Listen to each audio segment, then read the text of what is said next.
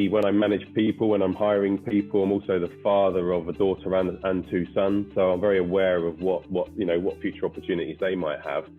And I also think that at Trend, because we use this word culture all the time, we have to remind myself of actually what is the culture, because our culture actually should be one naturally of diversity and inclusion. You look at our founder, right? You don't get much more diverse than the way that we were founded as a company. So for me, diversity and inclusion doesn't just mean females to males or ethnicities and backgrounds. It could also be diversity of age. You look at our team in the UK, we have 2 people over 60. We have many people under 25. We have people based in the north of England, people based in the south of England, people with university degrees, people without. So I think that we have to make sure that we remind ourselves what diversity and inclusion is and what it isn't. And for me, it's about, if I'm sitting in a management meeting with my team, it's making sure that everybody has a say. It's making sure everybody feels that they can contribute as an equal, regardless of job titles, regardless of tenure or seniority. Every meeting we have a check-in, so everybody speaks at the beginning, everybody speaks at the end. Of course, different people speak for different lengths of time, and some people are better at articulating their point than others. But I also think that as much as I create a culture of diversity and inclusion, everybody has to also buy into that.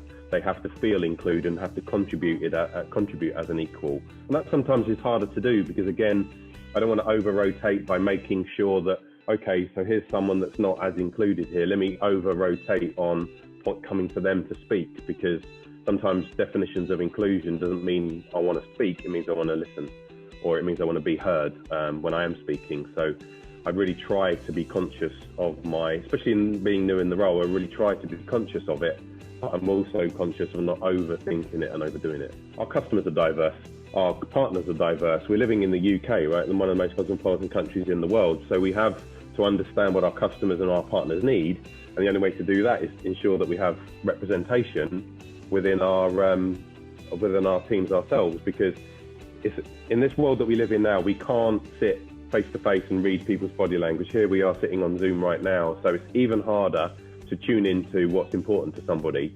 The challenge I would offer anybody is to constantly speak up for what's important to you and challenge us to do the right thing, but be challenged to speak up, because it's very hard sometimes when you include people that don't necessarily want to contribute ideas to therefore feel that you've represented everybody when, as you see on our open mic sessions, more people don't speak than do, even though we have this inclusive open mic every 2 weeks. So I feel quite strongly about challenging people that have expectations but don't speak to speak in equal measure to how they challenge us.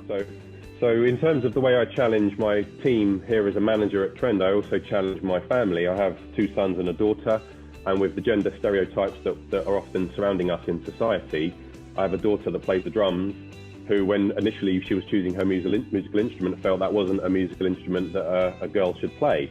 And I said to her, that's the musical instrument you want to play. We happen to have drums, so play the drums. And since then, we found some female role models for her to aspire to be like. So we've tried to remove that gender stereotyping with our children, the same way I hope that we've already removed it and will continue to remove it for our employees at Trend UK.